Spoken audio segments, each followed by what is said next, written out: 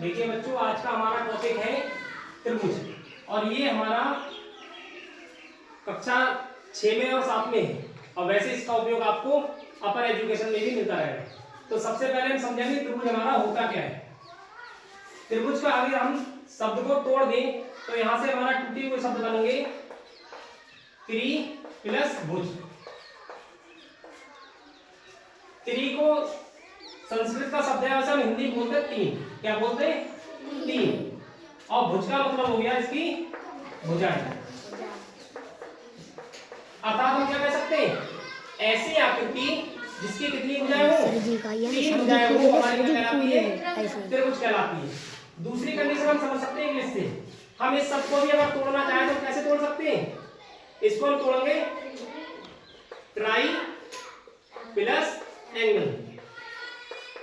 Try means क्या होता है? अंग्रेजी में ट्राई बोलते हैं तीन के लिए। किसे बोलते हैं? तीन के लिए। तीन के लिए। और एंगल का मतलब होता है कोण। एंगल का मतलब क्या होता है? कोण। तो इसका मतलब क्या हुआ कि ऐसी आकृति जिसमें कितने कोण हुए? तीन कोण। तो हमारी क्या कहलाती है? त्रिभुज कहलाती है। इतनी बात सबको समझ में आ गई? अब हमें क्या करना है? सबसे पहले आप देखिए, हमने तीन भुजाएं बनाई। और कहां पे कितनी भुजाएं? 1 2 3। क्या ये हमारा त्रिभुज है? नहीं। क्यों नहीं है? क्योंकि भुजाएं तो इसमें तीन है, लेकिन क्या कोण इसमें तीन है? नहीं। कोण क्या होता है? दो रेखाओं के बीच का झुकाव। देखो, एक रेखा दूसरी रेखा, इनके बीच का झुकाव हो गया। एक रेखा दूसरी रेखा, इनके बीच का झुकाव होगा। कितने कोण बने इसमें? तो इसमें तीन कोण है, इसलिए हमारी ये त्रिभुज भी नहीं है। तो हम कैसे कर बताओगे इसे? 1 2 और 3। अब यहाँ पे आप भुजा देखें, 1 2 3 भुजा हो गई। कोण कितने हमको? 1 2 3 कोण हो गए। क्लियर है बात? इसका मतलब ये हमारा क्या है? त्रिभुज। अब यहाँ से हम एक और समझ सकते हैं कि त्रिभुज हमारा क्या होता है? तीन भुजाओं से घिरी हुई आकृति। क्या ये घिरी हुई है? ये आपकी खुली है। घिरी कह सकते हैं, हम क्या कह सकते हैं? बंद आकृति। मतलब त्रिभुज की परिभाषा लिखेंगे तो क्या हो जाएगा? तीन रेखाखंडों, तीन रेखाखंडों या भुजाओं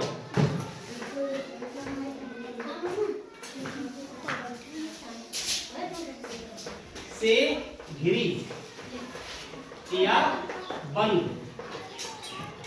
आकृति क्या कहलाती है? त्रिभुज। त्रिभुज कहलाती है। क्लियर है ये बात आपको? त्रिभुज क्या हमारी तीन भुजाओं से घिरी हुई आकृति। इंग्लिश में कह रहा है कि तीन एंगल होने चाहिए, मतलब तीन कोण हो, ऐसी आकृति हमारी क्या कहलाती है? त्रिभुज कहलाती है। और तीन भुजाओं से अगर हमें तीन कोण बनाने तो स्वाभाविक सी बात है तीनों भुजाएं एक दूसरे से आपस में इस प्रकार से जुड़ी हुई होंगी। तो ये तो हमारा होगा त्रिभुज है क्या। इसके बाद हम पहुंचते हैं त्रिभुज के प्रकार पे।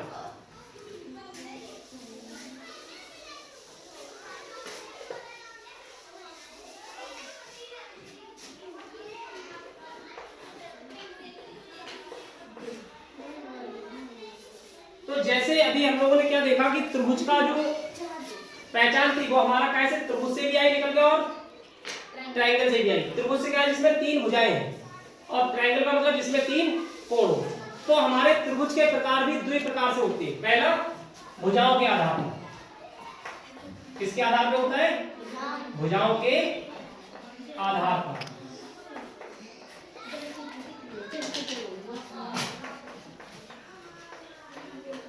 त्रिभुज के प्रकार।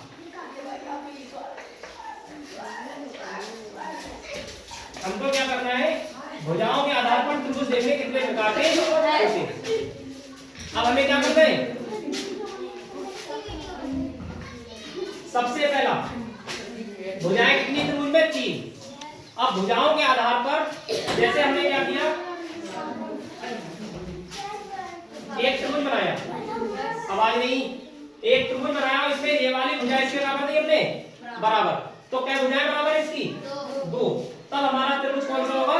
समद्विबाहु त्रिभुज होगा। कौन सा होगा? समद्विबाहु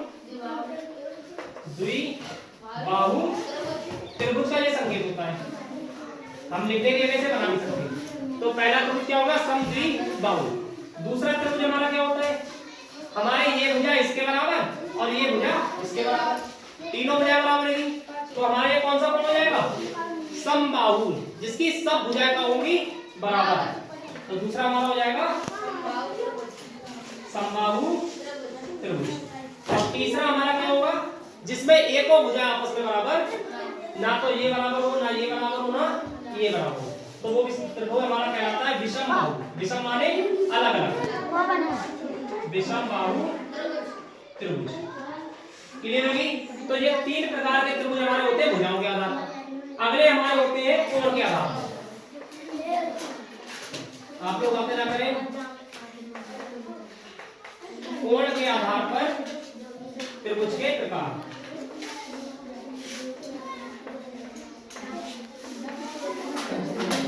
ये कौन कौन से होते हैं हमारे, अब हमको कोण देखना है। अगर हम ऐसा त्रिभुज बनाए जिसमें एक कोण कितने का हो, 90 का, एक कोण कितने का हो 90 का, तब वो त्रिभुज हमारा कहलाता है समकोण। 90 के कोण को क्या कहते हैं, समकोण।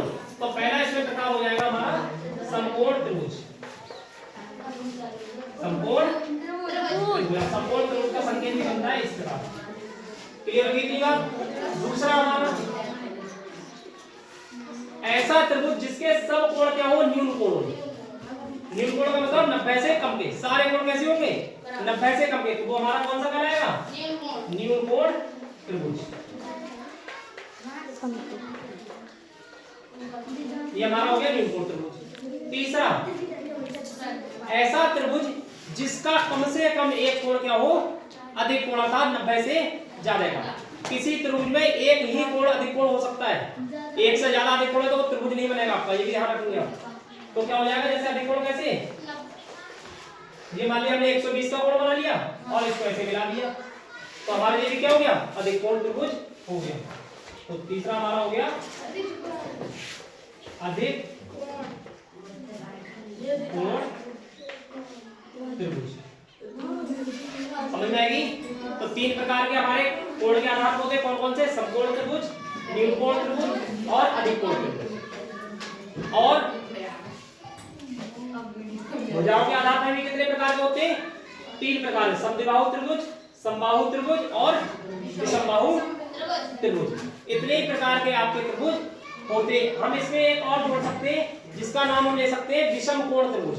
क्या कह सकते हैं, विषम कोण त्रिभुज, लेकिन उसकी मानता है कि वो हमारा अधिक कोण और न्यून कोण में फंस जाता है। अधिक कोण, न्यून कोण और समकोण में भी आपका विषम कोण त्रिभुज फंस सकता है। इसके हमारे तीन ही प्रकार रहते हैं, समकोण, न्यून कोण और अधिक कोण। तो आज हमने क्या पढ़ा त्रिभुज में, कि त्रिभुज क्या होता है, तीन भुजाओं से घिरी हुई आकृति, या भुजाओं के आधार पर त्रिभुज कितने प्रकार के होते हैं, तीन प्रकार के, समद्विबाहु, समबाहु और विषमबाहु। कोण के आधार पर त्रिभुज कितने प्रकार के होते हैं, तीन प्रकार के, समकोण, न्यून कोण और अधिक कोण।